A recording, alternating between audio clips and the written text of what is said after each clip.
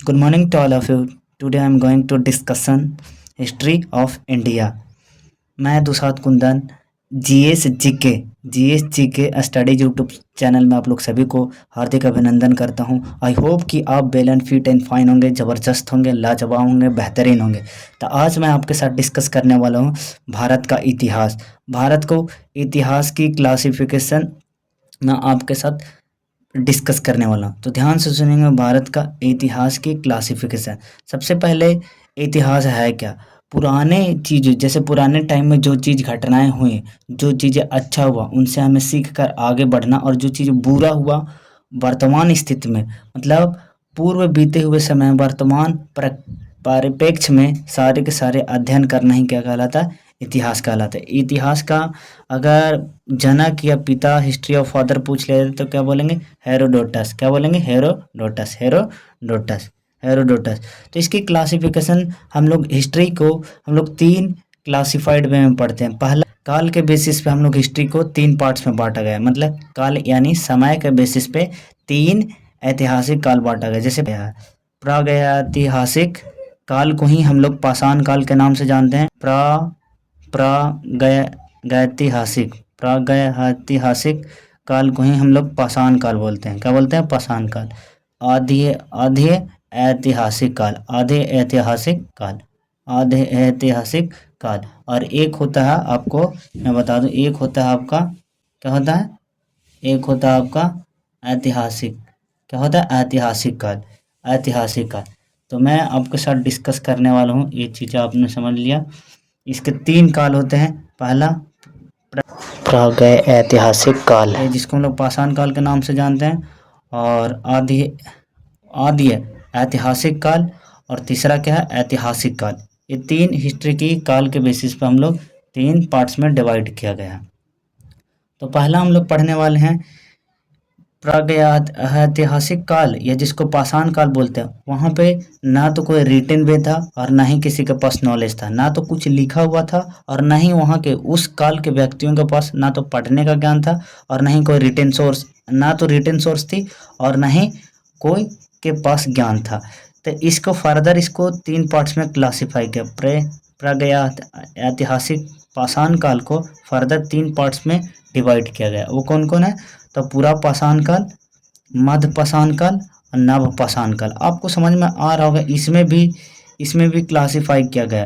तो पूरा पाषाण काल, मध्य पाषाण काल, नव पाषाण काल से बहुत इंपॉर्टेंट क्वेश्चन पूछ लिए जाते हैं। जैसे पूरा पाषाण काल के अंदर में जो मनुष्य था वो शिकार करना सीखा था। ये एकदम डायरेक्ट पूछ लिए जाते एग्जाम में, डायरेक्ट, कि कौन सा काल में मनुष्य ने शिकार करना सीखा था? तो पूरा पाषाण काल। क्या बोलेंगे? पूरा पाषाण काल। अगर ये ऑप्शन में नहीं होगा तो आप कौन सी काल मार सकते हैं? अगर पूरा पाषाण काल नहीं ऑप्शन में होगा, अगर ये नहीं ऑप्शन में होगा, अरे दोनों दे दिया जाए, मध्य पाषाण काल, नव पाषाण काल, तो आप डायरेक्ट इसकी क्लासिफिकेशन, अगर ये पूरा पाषाण काल अगर ना दे तो ऐतिहासिक काल या फिर पाषाण काल ऑप्शन में अगर होगा तो टिक कर पाएंगे, वो भी आंसर सही होगा। पूरा पाषाण काल के ही अंदर में मनुष्य की आग की खोज किया था, आग का खोज किया था। ये चीज़ ध्यान रखेंगे। शिकार कब करना शुरू किया था? पूरा पाषाण काल में। मध्य पाषाण काल के अंदर में, मध्य पाषाण काल के अंदर में पशुपालन जब शिकार करना शुरू किया तो कुछ उसमें पशुओं में से कुछ पशु को पालना शुरू कर दिया। तब पशुपालन कब शुरुआत हुआ? तो पशुपालन को शुरू मध्य पाषाण काल में। मध्य पाषाण काल में कब शुरू हुआ? मध्य पाषाण काल में। नव पाषाण काल में थोड़ा सा याद रखेंगे, नव पाषाण काल में कृषि की शुरुआत हुआ, और जब पशु पालना शुरू कर दिया तो वो हल जो होता है, हल के अंदर में पहिए लगाया जाता है। तो पहिया भी नव पाषाण का काल का एग्जाम्पल है। कृषि और पहिए नव पाषाण काल का, पशु पालन मध्य पाषाण काल का। पूरा पाषाण काल के अंदर में एक शिकार करना सीखा और आग करना सीखा। देखिए, आदि ऐतिहासिक आदि ऐतिहासिक आदि ऐतिहासिक काल के अंदर में यहाँ पे नॉलेज तो था, बट वहाँ के मनुष्य रिटेन सोर्स तो थे। आदि ऐतिहासिक काल में रिटेन सोर्स थे, लेकिन वहाँ पढ़ने वाले लोग नहीं थे, जिसके पास ज्ञान था ही नहीं कि वो पढ़ पाए। रिटेन सोर्स मिलने लगा, लेकिन यहाँ पे कोई पढ़ नहीं पा रहा था। तो आदि ऐतिहासिक काल के अंदर में हम लोग पढ़ेंगे सिंधु सभ्यता, और दूसरा पढ़ेंगे वैदिक सभ्यता। सिंधु सभ्यता और वैदिक सभ्यता। उसके बाद हम लोग पढ़ेंगे ऐतिहासिक काल। ऐतिहासिक काल, ऐतिहासिक काल जो कि छठवीं शताब्दी से शुरुआत होती है। जैसे महाजनपद जो कि छठवीं शताब्दी से शुरुआत होती है। ऐतिहासिक काल के ही अंदर में हम लोग हिस्ट्री को फर्दर 3 पार्ट्स में क्लासिफाई करते हैं। जैसा कि आप लोग जानते होंगे कि प्राचीन इतिहास, मध्यकालीन इतिहास, आधुनिक इतिहास, यानी प्राचीन एंशिएंट हिस्ट्री ऑफ इंडिया, और फिर मेडाइवल हिस्ट्री ऑफ इंडिया और मॉडर्न हिस्ट्री ऑफ इंडिया। एक क्लासिफिकेशन और होता है जिसको पोस्ट इंडिपेंडेंस ऑफ इंडिया, यानी आज़ादी के बाद जो भारत है उसको पोस्ट इंडिपेंडेंस ऑफ इंडिया बोलते हैं। तो इस तरीके से आप देख पा रहे हैं कि ऐतिहासिक काल का क्लासिफिकेशन जो किया गया है प्राचीन इतिहास, मध्यकालीन इतिहास और आधुनिक इतिहास, इस तरीके से किया गया है। आई बात समझ में।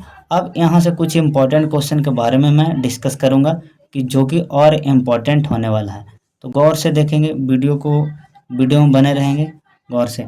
सबसे पहले देखने वाले प्रागैतिहासिक काल, जिसको किस नामों से भी जानते हैं, पाषाण काल के नाम से भी जानते हैं। पाषाण काल यानी पत्थरों का काल, कुछ पाषाण मतलब बहुत पुराना। पाषाण काल को क्लासिफिकेशन 3 पार्ट्स में किया गया था। कौन कौन? पूरा पाषाण काल, मध्य पाषाण काल और नव पाषाण काल। नव पाषाण में नया नया कृषि हुआ था, पहिए हुए थे, याद हुआ। मध्य पाषाण काल में पशुपालन का शुरुआत हुआ था और पूरा पाषाण में शिकार और आग की खोज हुआ था। अब देखिए पूरा पाषाण काल से हम लोग सीखेंगे पूरा पाषाण काल के अंदर में क्या क्या घटनाएं, क्या क्या मतलब कुछ चीज़ें मिला था, नहीं मिला था क्या। तो पूरा पाषाण काल से याद रखेंगे भीमबेटका कहाँ है? भीमबेटका का शैलाश्रय चित्र। भीमबेटका क्या है? एक शैलाश्रय का चित्र जो पत्थरों के ऊपर में चिन्हित विभिन्न टाइप्स के कलाकारी किए जाते थे। ये कहाँ पे है भीमबेटका? तो आप बोलेंगे रायसेन, यानी रायसेन एमपी के अंदर में, रायसेन एमपी के अंदर में, रायसेन एमपी के अंदर में। और एक है अतिर मरक्कपन, अतिर मरप्पकम जो कि मद्रास में है। हड्डी के बने हुए औजार कहाँ मिले थे? हड्डी के औजार कहाँ मिले थे? कौन सा काल में? हड्डी से, क्योंकि यहाँ पत्थरों का काल है तो हड्डी से बने हुए औजार कहाँ मिले थे? अति मरपक्कम जो कि मद्रास में है। फिर उसके बाद हथनौरा कहाँ है? तो कई बार बोलते नर्मदा नदी के पास, नर्मदा नदी, हथनौरा कहाँ है? नर्मदा नदी जो कि एमपी में पड़ता है। हथनौरा कहाँ? एमपी के अंदर नर्मदा नदी के पास में एक हथनौरा जगह है, वहाँ पे ये चीज़ें देखने को मिलती है। ये बहुत इंपॉर्टेंट है, याद रखेंगे, डायरेक्ट क्वेश्चन में पूछ ली जाते हैं। उसके बाद मध्य पाषाण काल, यानी ये भी पत्थरों का ही है। पशु का साक्ष्य कौन सा काल में मिलता है? पशुओं पालन का साक्ष्य कौन सा काल में मिलता है? तो मध्य पाषाण काल में। फर्स्ट में आदमगढ़ के अंदर में। होशंगाबाद कहाँ है? याद रखें होशंगाबाद, तो एमपी में। आदमगढ़ का साक्ष्य कहाँ मिलता है? होशंगाबाद कहाँ? एमपी में। महदहा कहाँ है? प्रतापगढ़। महदहा कहाँ? प्रतापगढ़ जो कि यूपी में पड़ता है। कहाँ पड़ता है? यूपी में। यहाँ आदमी और औरतें क्या मिले थे? सब मिले थे। औरतें और आदमी का एक साथ सब मिले थे। सरायनहा कहाँ है? यूपी में। यहाँ पे एक साथ कब्र में 3 सब मिले थे। एक कब्र के अंदर में ऐसा बोला जाता है, एक कब्र यानी एक गड्ढा के अंदर में 3 सब मिले थे। सराय नहर कहाँ? सराय नहर कहाँ? यूपी में, उत्तर प्रदेश में। यहाँ पे एक गड्ढा के अंदर में, एक टीला के अंदर में, गड्ढा के अंदर में एक साथ कब्र के अंदर में 3 सब मिले थे। बगौर कहाँ? बगौर है राजस्थान में। बगौर सबसे बड़ा स्थल, अगर बोल दिया जाए मध्यकाल के अंदर में सबसे बड़ा स्थल कहाँ है? तो बगौर में। बगौर कहाँ पड़ता है? राजस्थान में। बगौर कहाँ पड़ता है? राजस्थान में। अब नव पाषाण काल के अंदर में कृषि और पहिए थे। अस्थाई निवास कब देखा गया? कौन सा काल में स्थायी निवास हुआ? तो आप बोलेंगे नव पाषाण काल में। नव पाषाण काल से रिलेटेड कुछ क्वेश्चन है का स्थायी निवास का साक्ष्य कहाँ मिलता है? कौन सा काल में मिलता है? तो नव पाषाण काल में साक्ष्य मिलता है। मेहरगढ़ कौन सा काल में है? मेहरगढ़ का साक्ष्य कहाँ से मिलता है? कौन सा काल से? तो आप बोलेंगे नव पाषाण से। मेहरगढ़ कहाँ? बलूचिस्तान में। कहाँ? बलूचिस्तान। कहाँ मिलता? मेहरगढ़ का साक्ष्य कौन सा काल में मिला था? तो नवपाषाण काल में। जो मेहरगढ़ कहाँ है, बलूचिस्तान के अंदर में। धान का खेती यानी दैट में चावल का साक्ष्य कौन सा काल में मिला था, कौन सा काल में, नवपाषाण काल में। कहाँ मिला था, तो कोल्डी हवा। कोल्डी धान और चावल, जो धान या धान बोलिए या चावल दोनों सेम नाम है। ये कौन सा काल में शुरुआत, कृषि पालन, तो नवपाषाण काल में मिलेगा। लेकिन कहाँ मिला था चावल या धान की साक्ष्य, तो वो जगह है कोल्डी हवा। कहाँ है, कोल्डी हवा। कहाँ है, कोल्डी हवा। राख का टीला, राख का टीला कौन सा काल में मिला था, नवपाषाण में, याद रखेंगे। लेकिन ऐसे नहीं पूछा राख का टीला कहाँ है, तब संगन कल्लू जाओ के कर्नाटक के अंदर पाया जाता है।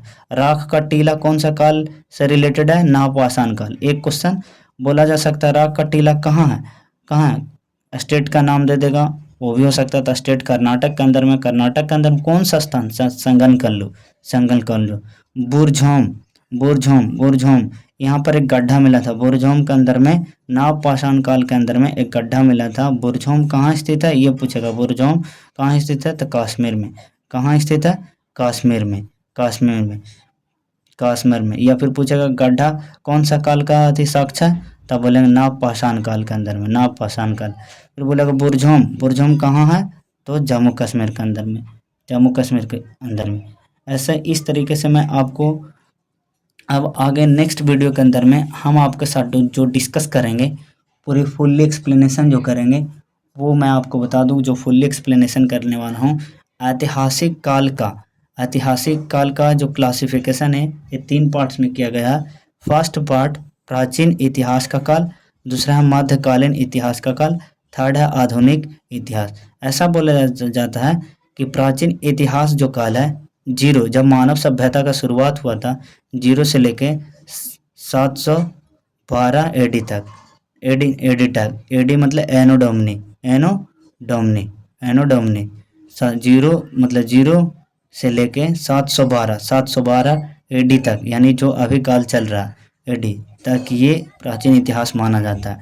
उसके बाद मध्यकालीन 712 से 1707 तक चलेगा। मध्यकालीन इतिहास में 712 से लेके 1707 तक। मॉडर्न हिस्ट्री जानते हैं, अब इसके बाद से जो होगा 1947 तक चलेगा। 1700 इतना के बाद 1857 से लेके इधर 1707 से लेके इधर चलेंगे, तो आधुनिक काल। आई होप कि आपको जो हिस्ट्री की जो बेसिक अंडरस्टैंडिंग, ये बहुत इम्पोर्टेंट क्लास रही। ये वीडियो को बहुत अच्छे से घुमा कर, अच्छे से प्ले करके, अच्छे से पॉइंट आउट करके आप लिख लीजिएगा, जिससे कि आपको एज ए कॉम्पिटिटिव में बहुत इंपॉर्टेंट रोल प्ले करेगी। 1 से 2 क्वेश्चन जरूर फंसेंगे अगर भारत के इतिहास से कुछ रिलेटेड क्लासिफिकेशन और साक्ष्य से रिलेटेड अगर कुछ बात पूछ लिए जाते हैं। और मैं बता दूं कि वैदिक सभ्यता, सिंधु सभ्यता बहुत इंपॉर्टेंट है। तो नेक्स्ट क्लास में हम लोग सिंधु सभ्यता, वैदिक सभ्यता को मैं डिस्कस करूंगा। नेक्स्ट क्लास में प्राचीन इतिहास से पहले सिंधु सभ्यता और वैदिक सभ्यता को मैं एक्सप्लेन करूंगा आपके साथ में। आई होप कि वीडियो आपको अच्छी लगेगी। लगा होगा तो चैनल को सब्सक्राइब करके बेल आइकन को प्रेस कर लें, कि ताकि मेरा हर नए वीडियो का नोटिफिकेशन सबसे पहले आपको मिल सके। चलिए मैं वीडियो को समाप्त करता हूँ। वंदे मातरम। जय हिंद, वंदे मातरम।